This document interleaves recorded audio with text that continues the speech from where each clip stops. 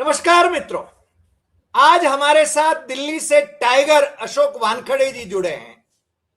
अशोक जी वैसे भविष्यवाणियां करते नहीं, मगर एनालिसिस करते हैं।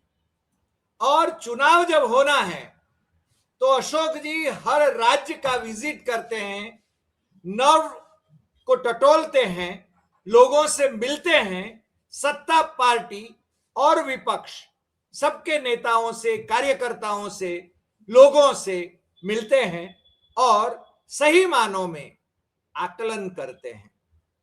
हमारे साथ जब अशोक वानखड़े जी विधानसभा चुनावों के बारे में बात कर रहे थे तो उन्होंने जो बातें करी थी, आज के परिणामों में वो बातें सही साबित हो रही है, ऐसा हम बहुत स्पष्ट रूप से कह सकते हैं। इसलिए हम अशोक जी आपको बधाई भी देते हैं और आप हमारे साथ जुड़े हैं, इसलिए हमारे परिवार के सदस्य हैं, इसलिए हम भी जरा कॉलर टाइट करते हैं। मेरे ख्याल से हरि भाई, कुछ बधाइयां ऐसी होती है जो बहुत दुखी रूप से एक साथ पड़ती है। ये जो मेरा आकलन था, ये मेरा आकलन के साथ मैंने एक बात कही थी कि बंगाल में यदि ऐसे नतीजे आते हैं तो इस देश में लोकतंत्र समाप्त समझिए। ये मेरा आकलन सही होने का नहीं, ये लोकतंत्र का सूरज डूबने का दिन है। सही बात। तो आज आप न केवल बंगाल, आसाम, तमिलनाडु, केरलम और पुडुचेरी पांचों विधानसभाओं के चुनावों का जो परिणाम आया है उसका विश्लेषण टाइगर स्टाइल में करेंगे। आपका सीधू ने सट में स्वागत है और now it is your turn sir. देखिए, पुडुचेरी तो बहुत छोटा राज्य है, वहां तो हमेशा वन साइडेड रहता है और हमने कहा था कि वो एनडीए को मिलेगा, क्योंकि वहां वो एनडीए वहां पे जो बीजेपी है उधार के सिंदूर पे है। जो बीजेपी के पास वहां जो टीम है वो पूरी कांग्रेस से गई हुई है, तो वो लोकल लोग है, उनका वहां वजूद है और उनको छेड़ते नहीं दिल्ली वाले। छोटा राज्य है, मतलब 16 सीटों पे तो मेजोरिटी हो जाती है, तो वो पौंडीचेरी तो उनके पास जाना था। दूसरा बड़ा राज्य पौंडीचेरी के पास केरल आता है। केरल में यूडीएफ और मतलब कांग्रेस और लेफ्ट, कांग्रेस लेड संगठन और लेफ्ट लेड संगठन। लेफ्ट कांग्रेस के साथ इंडिया गठबंधन का हिस्सा है, लेकिन केरल में आमने सामने है। वहां 10 साल की एंटी इनकम्बेंसी थी। पिछली बारी जब सरकार रिपीट हो गई थी, बड़ी मुश्किल से रिपीट हो गई थी। उसके बाद जो लोकल बॉडीज के इलेक्शंस हुए, स्थानीय निकाय के, उसमें जिस भारी तादाद में कांग्रेस को वो समर्थन मिला, वो चीज। और एक बात जो डर था कि कहीं केसी वेणुगोपाल जाके वहां ज्यादा इंटरफेयर करेंगे तो फिर वो वहां हारने की नौबत आ जाएगी, तो थोड़ा इस बार लोकल लोगों पे ज्यादा विश्वास रखा गया। उस हिसाब से टिकट बटे, क्योंकि वो राहुल गांधी का भी एक स्टेट माना जाता है। राहुल गांधी ने थोड़ा सा ज्यादा ही किया और वहां बीजेपी का कोई से है नहीं। बीजेपी के पास एक नगर पालिका है, बीजेपी के पास बार बार उनके दरवाजे पे जाके वापस आने वाले शशि थरूर है, और बीजेपी ने वहां पे बहुत प्रयोग किया। ऐसा नहीं, जो हमारे मेट्रो मैन जिनको कहते थे, हमारे साउथ इंडियन, नाम अभी स्किप हो गया मेरा, उनको भी विधानसभा का चुनाव लड़ा था पिछले चुनाव में। श्रीधरन को भी चुनाव, श्रीधरन जिसको लोग, जो रेलवे में लोग जिसको भगवान मानते हैं, वो भगवान को भी इन्होंने ट्राई किया, उसको वो भी हार गए, क्योंकि वो तो पढ़ा लिखा स्टेट है। वो वहां पे वहां का मुस्लिम भी पढ़ा लिखा है, ऐसा नहीं है। वहां कोई बाकी जगह जो मुस्लिमों के साथ टैग लगता है वो। दूसरी बात है कि वो स्टेट पहला स्टेट था भारत में जहां लेफ्ट ने कब्जा कर लिया था, और जब विश्व के लिए भी ये सरप्राइज 1957 में कोई लेफ्ट का सरकार बन सकती है, और पूरा विश्व चमक गया था कि भारत में भी एक राज्य लेफ्ट के इलेक्टेड। बंगाल में तो बहुत बाद में आया। तो उस चलते वहां left versus Congress, Congress versus left होता है। तो जो कांग्रेस को सीटें मिली वो कोई ज्यादा मुझे सरप्राइजिंग नहीं लगी, ये अंडरटोन लग रहा था। लेकिन भाजपा को 3 में नहीं, भाजपा को वो 2-3 का उनका एवरेज है, क्योंकि एक नगर पालिका उनके पास है, बाकी जगह फुटकर मिल जाता है। लेकिन ओवरऑल वहां पे भाजपा के लिए राजनीति करने की जगह नहीं है। भाजपा 3 से 13, 13 से 14 कैसा कर पाएगी, क्योंकि वामपंथी दल को तोड़ के भाजपा साथ में नहीं ला सकती, और कांग्रेस ही ऐसा कोई अभी वहां है नहीं, शशि थरूर को छोड़ा तो, जो बीजेपी के दरवाजे पे जाके ठक ठक करके वापस आया हो। तो लैंग्वेज का एक प्रॉब्लम है, बहुत सारी प्रॉब्लम्स है वहां पे दक्षिण की। तो केरल कांग्रेस को गया, तो कांग्रेस को ज्यादा उत्साह नहीं करना चाहिए, कांग्रेस को पिछले 5 साल पहले आना चाहिए था। ये वेणुगोपाल की अति एक्टिविटी के कारण हो गया। अभी भी वहां पे मुख्यमंत्री का पेच फंसा हुआ है। वेणुगोपाल, क्या पूरा देश का कांग्रेस ही चाहता है कि वेणुगोपाल अध्यक्ष बने, वहां चीफ मिनिस्टर बने? कई राज्यों के फोन करके मुझे कहते हैं, कांग्रेस ही कहते हैं, अरे वेणुगोपाल जी का सीएम बनाओ भाई, क्योंकि वेणुगोपाल जी दिल्ली से चले जाएंगे तो दिल्ली साफ हो जाएगी। भाई तू केरल में रहे, केरल ही संभाल, तो जरा कांग्रेस पार्टी को पूरे देश में बर्बाद मत कर, ऐसा टोन है लोगों का। लेकिन वहां पे मुझे लगता है कि लीडर ऑफ अपोजिशन जो है था, वो उन्हें सतीश बहुत मेहनत की। हाँ, चंद्र। सतीश चंद्र, उसको उसको मुझे लगता है इसका देना चाहिए। लेकिन उसमें सबसे ज्यादा पीड़ा जो है वो हमारे दूसरे नेता को है, कि जिसने, जो वहां के वरिष्ठ है, केरल के नेताओं के साथ बहुत प्रॉब्लम है कि कई जगह नाम मैं स्किप कर जाता हूँ। जो महाराष्ट्र के इंचार्ज भी थे हमारे, उन्होंने ही वेणुगोपाल को ट्रेंड किया और सामने लाया, वो वेणुगोपाल उनके बॉस हो गए। उन्होंने ही जो अभी लीडर ऑफ अपोजिशन है वहां पे, उनको उनको बनाया, वो भी उनके बॉस हो गए। तो कुल मिलाकर जो 4 नाम अभी जो चर्चा में हैं, जो लगातार घूम रहे हैं, वो 4 नाम, तो एक तो वी डी सतीशन है, जिसको जो लीडर ऑफ अपोजिशन थे, और एक केसी वेणुगोपाल, एक शशि थरूर, क्योंकि लोगों को लगता है शशि थरूर को यदि मुख्यमंत्री बना दिया जाए तो वो ठीक ठाक रहेंगे। तो इन लोगों को क्या कांग्रेस संभाल पाएगी? और कांग्रेस ने हमेशा एक रमेश चन्नीतला, माफ कीजिएगा, रमेश चन्नीतला का जगह नाम मैं हमेशा बोलता हूँ, रमेश चन्नीतला ने ही केसी वेणुगोपाल को बनाया, उन्होंने ही वीडी सतीशन को बनाया, ये दोनों उनके चेले हैं। अब चेले शक्कर बन गए, गुरु गुड़ रह गया। तो क्या उनको उनको रिस्पॉन्सिबिलिटी दी जाती है, या केसी वेणुगोपाल की बहुत सुप्त इच्छा है वहां जाने की? लेकिन फिर एक बात भी है कि जब 3 स्टेट की चीफ मिनिस्टर आपके अंडर है, तो आप एक स्टेट के चीफ मिनिस्टर बनने क्यों जाओगे? क्योंकि उनके सभी हाथों में लड्डू रहते हैं हमेशा, केसी वेणुगोपाल के। तो वो स्टेट का वो हाल है।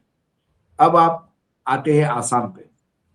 आसाम में जिस हिसाब से डिलिमिटेशन हुआ आसाम में, उसी दिन तय हो गया था कि यहाँ कांग्रेस के लिए ज्यादा स्कोप नहीं है, क्योंकि डिलिमिटेशन की जब बिल आया, महिला रिजर्वेशन बिल के नाम से, या उसके पीछे पीछे जो लाया गया डिलिमिटेशन का बिल सीटें बढ़वाने के नाम पे, उसमें जब कांग्रेस ने सबसे ज्यादा अपोज किया, वो उन्होंने उदाहरण दिया केरल के, अपना आसाम को। आसाम में इन्होंने विधानसभा क्षेत्र छिन्न भिन्न कर डाले, मोहल्ला इधर का मोहल्ला उधर जोड़ो, उधर का मोहल्ला इधर जोड़ो, ताकि कांग्रेस बहुल या कांग्रेस के समर्थक मतदाता जितने ज्यादा डिवाइड करो, उतना उनका नंबर कम हो। दूसरी बात, प्रियंका गांधी। प्रियंका गांधी अच्छी वक्ता है। प्रियंका गांधी कैंपेन का सबसे बड़ा फेस हो सकती है, कि प्रियंका गांधी पार्लियामेंट में हाजिर जवाबी है, पार्लियामेंट में सरकार को घेरने का काम कर सकती है। लेकिन प्रियंका गांधी किसी राज्य में जाकर चुनाव जितवाने का काम करे तो वो नहीं कर पाती, उसमें उनके लिमिटेशंस है। क्योंकि उनके साथ जो ये संदीप और ये सब की टीम चलती है, ये टीम के लिए हर चुनाव एटीएम है। एटीएम है, एटीएम है, हर चुनाव में आओ, पैसा कमाने का एक दरिया है। जो प्रियंका जी यूपी में थी 2.5% पे ले आई कांग्रेस को, आपने उनको आसाम में भेज दिया, आसाम में भी कांग्रेस की वही स्थिति हो गई। तरुण गोगोई अपनी सीट खुद हार गए, गौरव गोगोई, गौरव गोगोई सॉरी, के बेटे। हाँ, वो अपनी सीट हार गए, गौरव। तो ये सारी चीजें जो है ना, वो कहीं ना कहीं, हम तो पहले दिन से कह रहे थे कि मैंने बोला मुश्किल लग रहा है मुझे, कोई सेंसेबल आदमी जो संगठन जानता हो, जिसको मालूम है चुनाव कैसे करवाने हैं, आपने तेलंगाना के इंचार्ज का नाम लिया था एक बार। मैंने तेलंगाना कहा ठाकरे, उनको हाँ। जब भेजा था, उसको कोई, ठाकरे को कोई नहीं जानता, महाराष्ट्र में बहुत दिनों तक वो रहा है, अध्यक्ष रहा है वो, लेकिन वो अच्छा भाषण नहीं दे सकता, हो सकता है कि अच्छा वक्ता नहीं हो, लेकिन वो जानता है कि चुनाव जीता है कैसे जाते हैं। लेकिन उसको तेलंगाना जीतने के बाद लोकसभा में उसका उपयोग करना था, हो सकता है सारी 8 की 8-10 सीटें ले आता, उसको गोवा भेज दिया,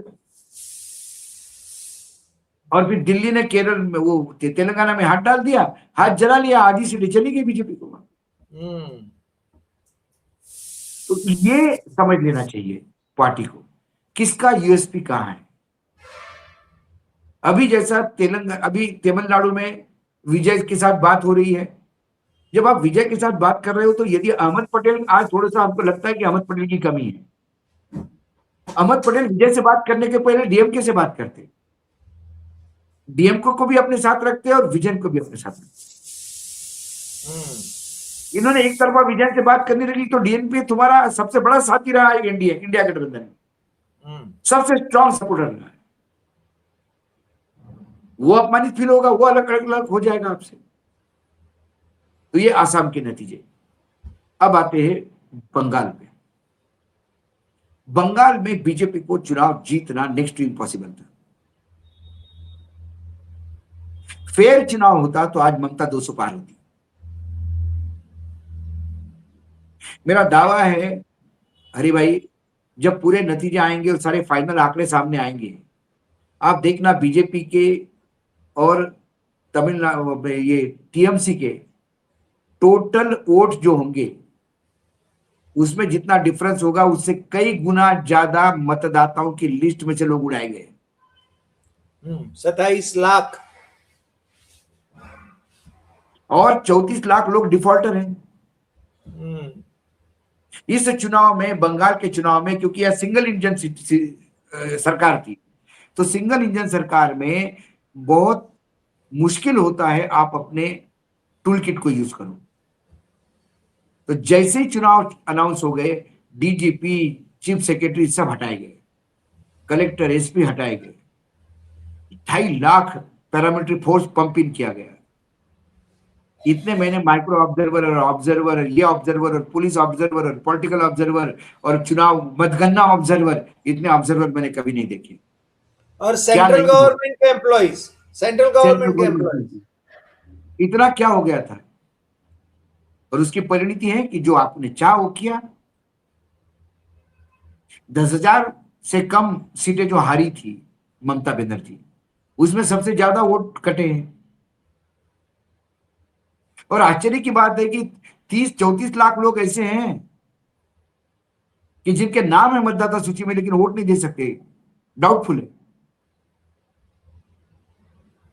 तो जिस राज्य में 30 लाख के आसपास मतदाता मतों से ही वंचित है, वहां के चुनाव नतीजों को आप क्या कहेंगे? सही बात। तो वहां चुनाव थोड़ी हो गए। ममता ने बीजेपी से चुनाव नहीं लड़ी, ममता को चुनाव लड़ना पड़ा ईडी से, सीबीआई से, ममता ने चुनाव लड़ा इनकम टैक्स से, ममता ने चुनाव लड़ा चुनाव आयोग से, ममता ने चुनाव लड़ा न्यायपालिका से, सुप्रीम कोर्ट से। यस, सभी। जब सुप्रीम कोर्ट कहता है कि अरे ठीक है अगली बार चुनाव में वोट दे देना, अरे मत के अधिकार का आप इतना बड़ा अपमान करते हैं? आप कस्टोडियन हैं, कोई बोलने वाला नहीं है। तो भाजपा का जो विजय रथ है, इसके 2 पहिए, एक पहिया चुनाव आयोग था तो एक पहिया न्यायपालिका थी। और ये दोनों पहिए यदि आपके हाथ में दे दूं हरि भाई मैं, तो आप इस देश के किसी भी राज्य में चुनाव जीत सकते हैं। सही बात। जो होगा वही।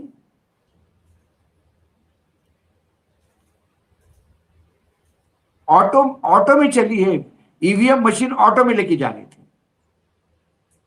और भारतीय जनता पार्टी के राष्ट्रीय अध्यक्ष जो है वो बख्तरबंद गाड़ी में जा रहे हैं। फर्क है, देखिए। सीआरपीएफ की गाड़ी में जा रहे हैं। कोई पूछने पहली वाला बार नहीं। हुआ कि मतदाता लाइन में लगा, वो मार खा के मरा। वो एक बुजुर्ग मतदाता लाठी चार्ज में मर गया। कोई पूछने वाला नहीं इस देश में। और जब ये टूल किट वहां यूज हो गया, ममता के खिलाफ यदि ये यूज हो गया, यदि ये दवाई कोविड के खिलाफ मुझे बचा के ले गई, तो ये मलेरिया फलेरिया तो आराम से बच जाएगी इससे। अब 2029 में, 29 के पहले परिसीमन भी होगा, लिख लीजिए मेरे से, ये बिल भी पास होंगे असम जैसा। आसाम जैसे, बिल्कुल होंगे, बिल पास होंगे। और बिल भी पास होंगे, 700 सीटों पे चुनाव होगा, उसमें से 600 सीट बीजेपी को मिलेगी, 50 सीटें सहयोगी दलों को मिलेगी, और बाकी 50 सीटों में पूरा विपक्ष निपटेगा। उसके बाद एक डेटा, पहले ही दिन हाउस में एक डेटा दिया जाएगा कि पिछले 3 साल में जितने भी चुनाव हुए सिर्फ बीजेपी ही जीती है। चुनाव का खर्चा करने से अच्छा है कि 20 साल तक हम ही राज करें, एक कानून ही पास कर दो, हो जाएगा। उस कानून को चैलेंज देने सुप्रीम कोर्ट जाओगे, सुप्रीम कोर्ट कहेगा कि अरे भाई खर्चा बचता है, देश पे कर्जा है, पागल हो क्या, फालतू आ गए उठा के, और ज्यादा बोलोगे तो कॉस्ट लगाओ इसको, 20 लाख रुपए लगाओ इस पे जुर्माना, देश को प्रगति करने नहीं दे रहे मूर्ख कहीं के। We are heading for that.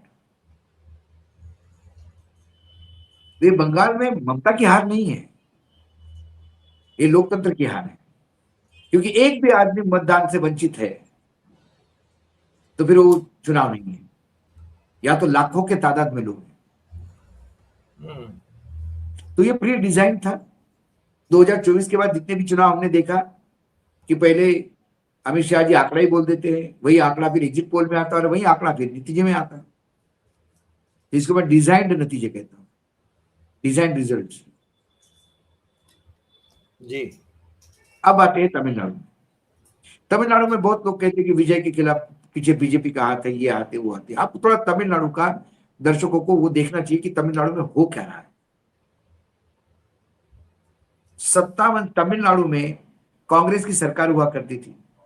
Congress की सरकार के बाद, खासकर कामराज के बाद, वहां पर बहुत बुरी हालत रही। 67 के बाद में कांग्रेस गई 67 डीएमके ना डीएमके वही चला। 67 में डीएमके आई, उसके बाद लगातार डीएमके रही। डीएमके से एआईएडीएमके बाहर निकली। एमजी तो रामचंद्रन कभी की। डीएमके, कभी एआईएडीएमके, कभी डीएमके, कभी एआईएडीएमके, कभी डीएमके एआईएडीएमके, इसी पार्टी में द्रविडियन में कर रहे थे। एमजीआर की मृत्यु हो गई, जयललिता ने टेक ओवर किया, जयललिता की मृत्यु हो गई, टेक ओवर करने वाला कोई नहीं था, तो एआईएडीएमके मरणासन्न स्थिति में पहुंच गई। डीएमके और एआईएडीएमके, इसमें से डीएमके बहुत ताकतवर दिखाई दी गई। बीजेपी ने प्रयास किया डीएमके के साथ हाथ मिलाने का,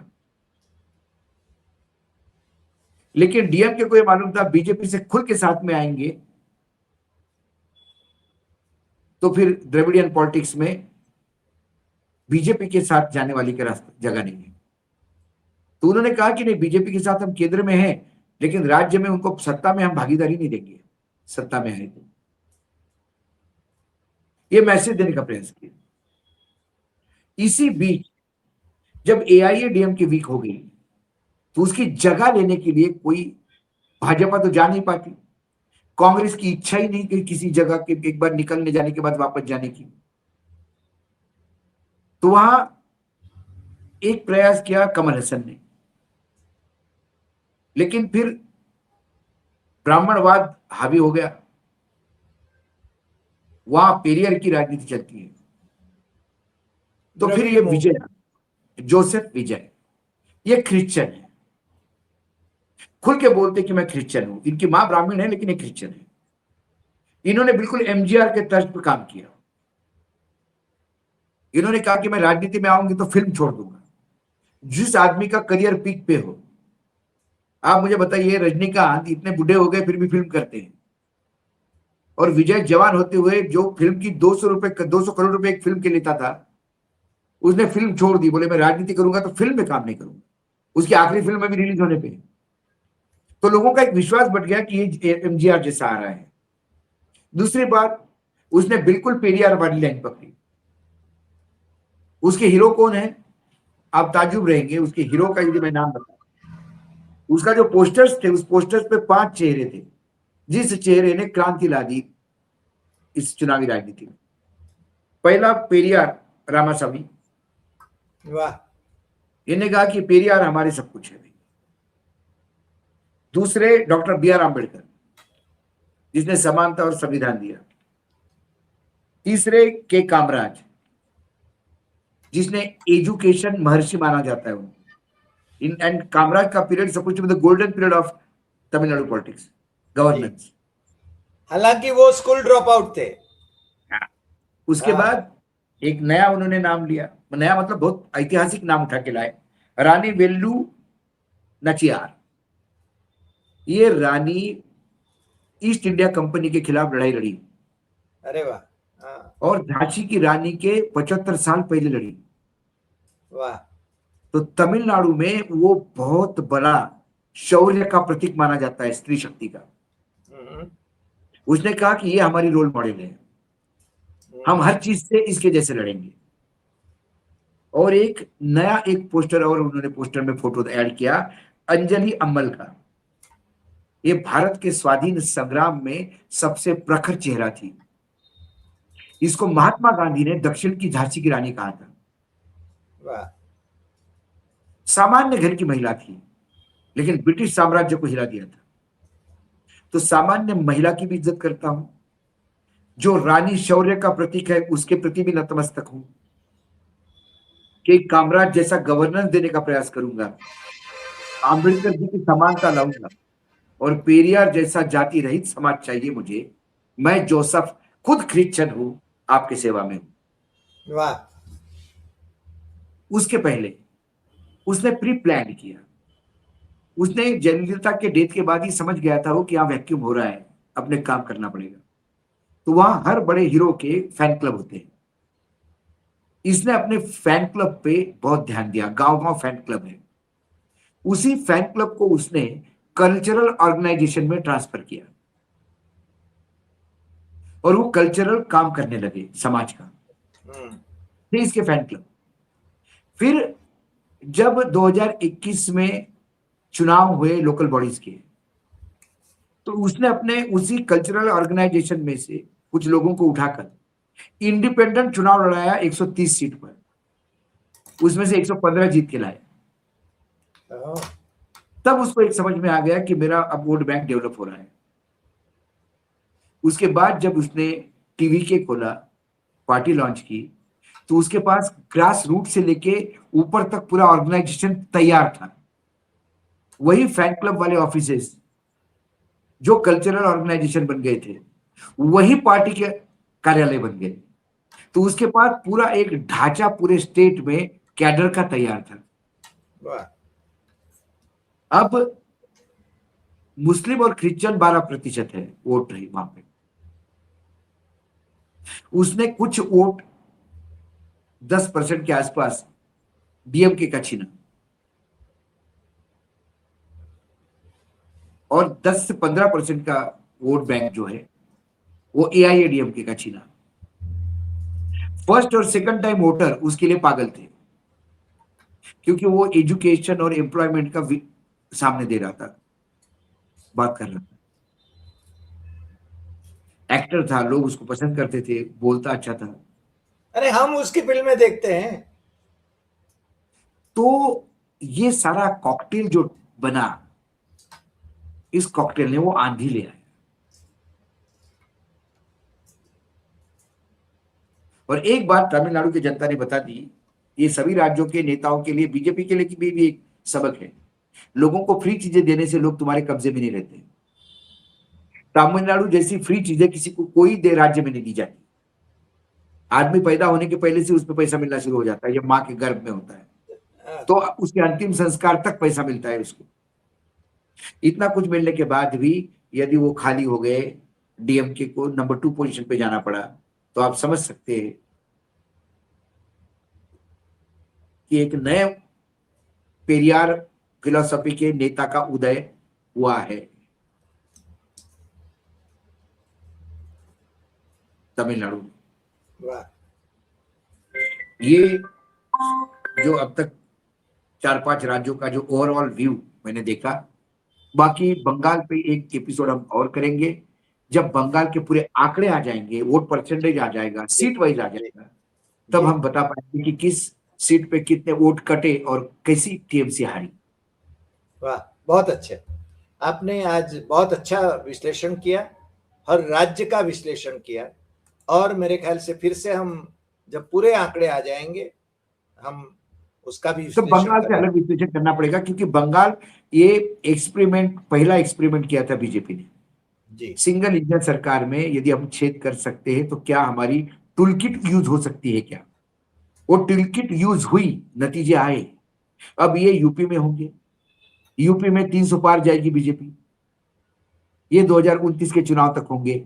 यदि परिसीमन हुआ और 700 सीटें हो गई, उसमें से 600 प्लस बीजेपी आएगी हम्म। इसी टूलकिट के तहत। और आपने कहा कि ये लोकतंत्र के लिए खतरा साबित होगा। जब आप टूलकिट से चुनाव जीतते हो तो वो जनादेश नहीं होता। ज्ञानादेश है। जी, बहुत बहुत शुक्रिया। आज टाइगर आप हमारे साथ जुड़े और ये सब विश्लेषण किया, मेरे ख्याल से तथ्यों के आधार पर, और कुछ अनजान बातें भी आपने बताई, उसके लिए आपका बहुत बहुत शुक्रिया। नमस्कार।